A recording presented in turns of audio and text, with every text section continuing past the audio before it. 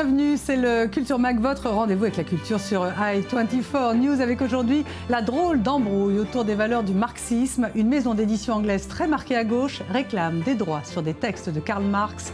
Nous vous l'expliquerons dans ce journal également. À un mois pile du mondial de foot, nous vous montrerons le portfolio de l'artiste Christopher Pilitz, 20 ans d'immersion au Brésil et un livre magnifique titré Beautiful Game. Et puis enfin, pour les amoureux de danse, un focus sur le spectacle de Benjamin Millepied, ovationné à Paris pour son magnifique Daphné et Chloé.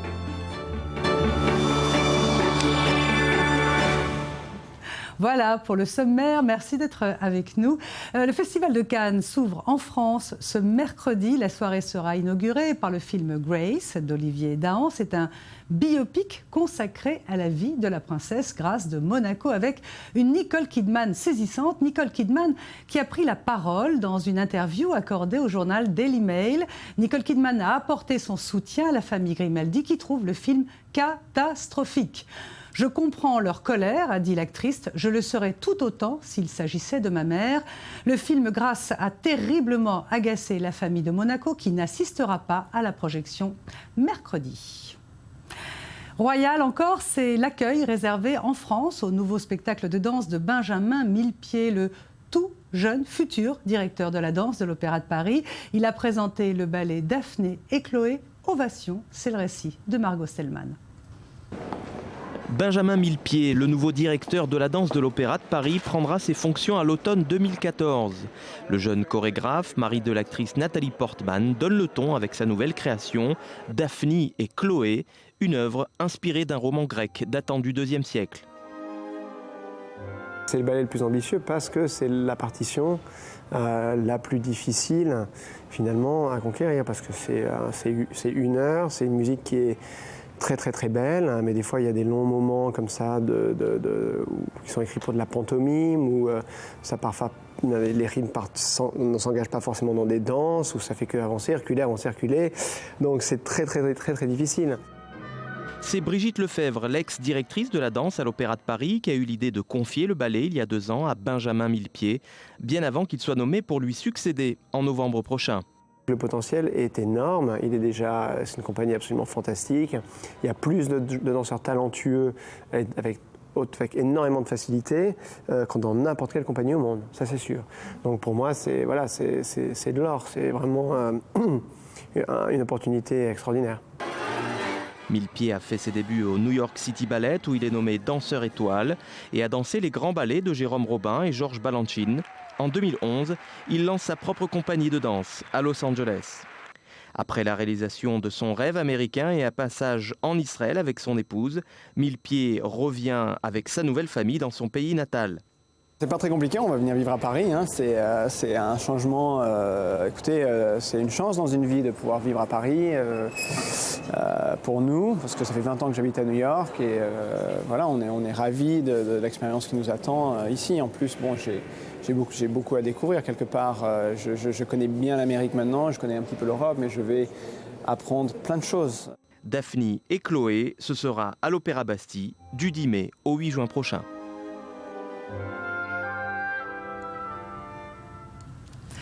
En Israël, maintenant, la chanteuse Lana Del Rey devrait se produire mi-août à Tel Aviv. Elle a ajouté Israël à sa tournée mondiale. Et pendant ce temps, les billets pour le concert des Rolling Stones ne passent pas aussi vite qu'on le pensait. À peine 35 000 tickets vendus. En comparaison, les tickets pour les Backstreet Boys sont partis en une demi-heure chrono. Alors évidemment, entre 170 € la place et 80 €, les choix sont vite faits. On reste dans les ferveurs populaires avec d'ici un mois l'ouverture du mondial de foot au Brésil. Alors, loin de nous l'envie de se mêler de sport, mais on a quand même eu envie de vous montrer le travail de Christopher Pilitz. Depuis des années, ce photographe traîne son appareil au Brésil. Résultat, il publie un splendide portfolio titré Beautiful Game et il l'a expliqué à Michael Devon. C'est une obsession plus qu'un sport. Le Brésil, ça respire le football et ça vit le football. De triomphe national au désespoir, c'est un jeu qui fait appel à l'esprit d'une nation entière. Beautiful Game est un livre de photos époustouflant de Christopher Pilitz, exclusivement consacré au foot. En attendant la Coupe du Monde FIFA 2014, ce livre d'images capture l'essence de la culture brésilienne, comme le monde l'aperçoit et comme les Brésiliens le vivent. L'artiste a passé de nombreuses années au Brésil, il en a saisi mieux que quiconque le football comme religion. Le football représente pour les Brésiliens ce que la cuisine représente pour les Français et l'art pour les Italiens. C'est presque une question de vie ou de mort. Pour les Brésiliens, le football, c'est de l'art avec un ballon. Beautiful Game capture des moments de passion footballistique, le plus beau jeu sur Terre. Des plages paradisiaques du Brésil jusqu'aux paysages urbains, en passant par les quartiers frappés par la pauvreté, au haut des toits des monastères, Pilitz nous montre que la principale religion du pays, c'est le foot. Audacieuses, lumineuses et riches en couleurs, ces photos nous dévoilent des joueurs variés, non seulement en âge, mais aussi en croyances. Pour moi, le projet était réellement basé sur la culture. Ce n'est pas seulement le football qui m'intéresse, mais la manière dont on aperçoit la culture à travers le football. J'essaye de présenter la vie brésilienne et le comportement qui l'accompagne, ainsi que l'obsession qui règne autour de ce jeu. Dans ce magnifique livre, Pilitz nous montre les différentes dimensions du foot et leurs influences sur la vie brésilienne. L'excitation sauvage des fans, les festivités, le mix entre capoeira, samba, il montre aussi la douceur du football et enfin ses nombreuses admiratrices qui le glorifient autant que les hommes. Beautiful Game est bien sûr publié en vue de la Coupe du Monde. En anglais, ce livre nous entraîne dans un paysage qui permet aux fans, nouveaux et anciens, de comprendre ce que le football représente vraiment pour les Brésiliens, une religion sans faille. Et ce magnifique livre de Christopher Pilitz est publié chez Random House en anglais. À suivre, le Maroc et son défilé de caftan, et puis Karl Marx qui pose des problèmes d'argent. Mais en attendant, voici les highlights, l'agenda des expositions. La Photographers Gallery à Londres expose les œuvres de Richard Moss, qui saisit le conflit qui sévit actuellement au Congo en s'appropriant le Kodak Aérochrome, un type de film infrarouge. Cette exposition infra propose une façon radicalement différente de représenter un conflit aussi complexe et insoluble que celui de cette guerre sans fin au Congo. Exposition à ne pas manquer jusqu'au 22 juin. Le Museum of Modern Art de New York accueille une exposition centrée sur le travail des 12 dernières années de la vie de Paul Gauguin. Exposition particulière puisque ce ne sont pas ces toiles qui y seront présentées, mais des dessins, des esquisses de ses chefs-d'œuvre, ainsi que des sculptures en bois et en céramique. Jusqu'au 8 juin au MoMA à New York. Musique, danse, liberté et inspiration seront présents au festival Soufi qui aura lieu pour la 3e fois à l'Ashram dans le désert en Israël. Cet événement unique propose des concerts et divers ateliers avec la participation des meilleurs musiciens, danseurs et artistes venant nous enseigner la sagesse du soufisme. Ce festival aura lieu du 15 au 17 mai.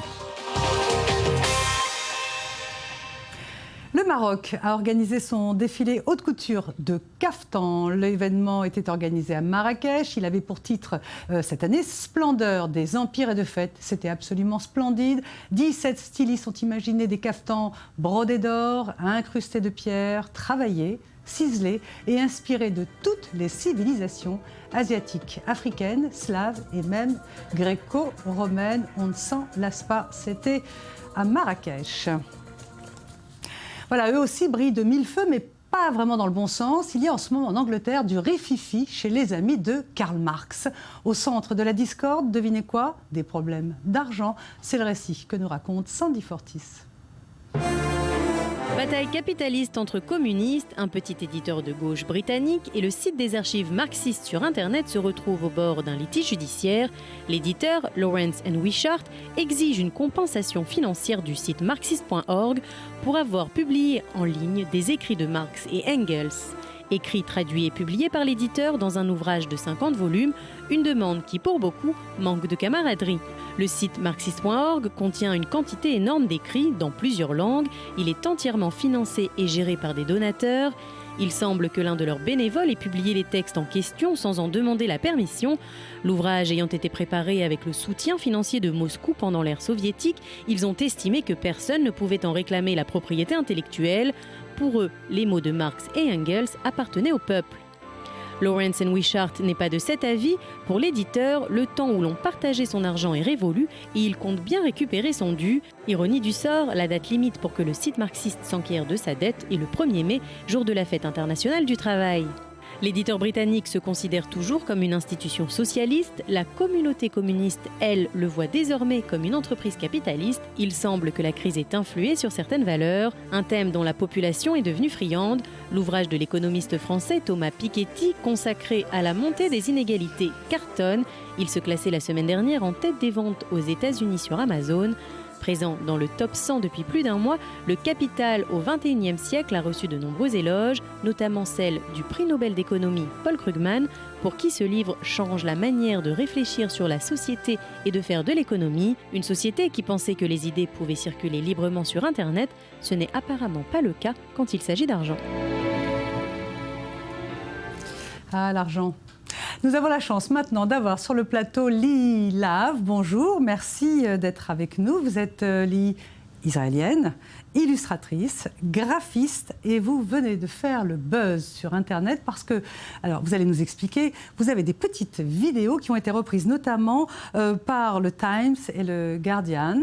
Lee, quel est exactement votre job ? Parce que je n'ai pas bien compris si vous étiez la créatrice de ces films ou si vous faisiez des parodies de ces films.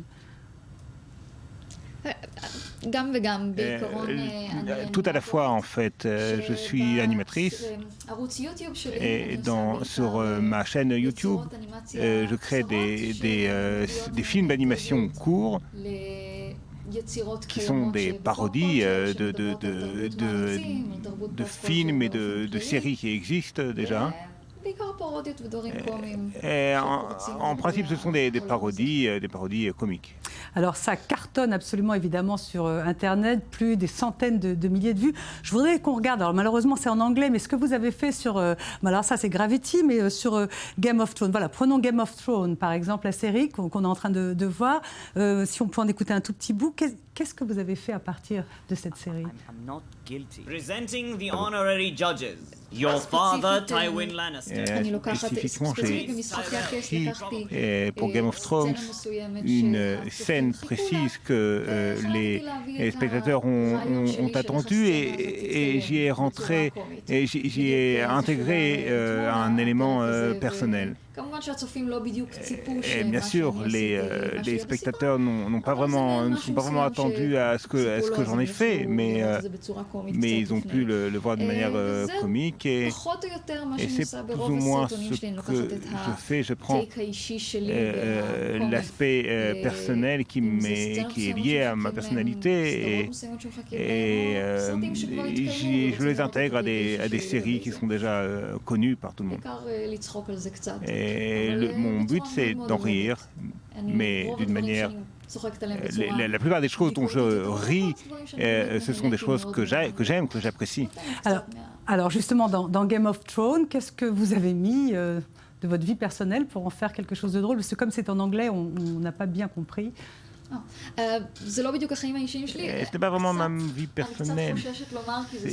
J'ai un petit peu, je ne vais pas vraiment le dire parce que c'est un spoiler, mais c'était quelque chose qui aurait dû se passer, qui aurait dû se produire à un personnage dans la série et j'ai écrit comment cette scène allait se passer et je l'ai fait d'une manière un petit peu ridicule. Et j'ai imaginé que l'auteur du livre intègre la série comme un personnage. Bien évidemment, ça ne s'est pas passé dans la série. Bien sûr. Un autre film que vous êtes amusé à détourner, c'est Gravity. On va en regarder aussi quelques images. Alors, qu'est-ce qu'elle vous a inspiré, cette pauvre Sandra Bullock ? En principe, l'idée était de réduire ce film à 60 secondes.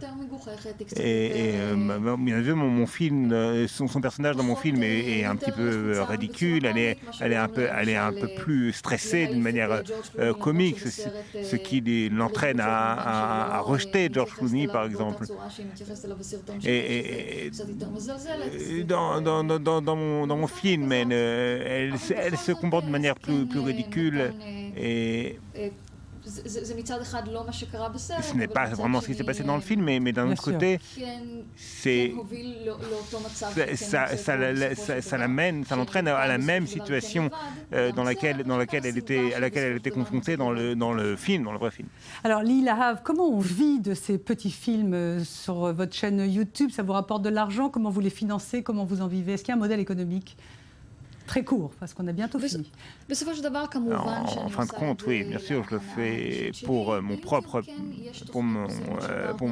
plaisir, mais à YouTube, on peut gagner de l'argent, mais ce n'est pas vraiment l'objectif. L'objectif est et que les gens simplement regardent ces films et en prennent du plaisir. Et moi, j'en prends du plaisir. Eh ben, c'est très bien, on en prend tous. Voilà, Lee Lahav, jeune illustratrice israélienne qui fait le buzz. Merci beaucoup d'être venue sur le plateau.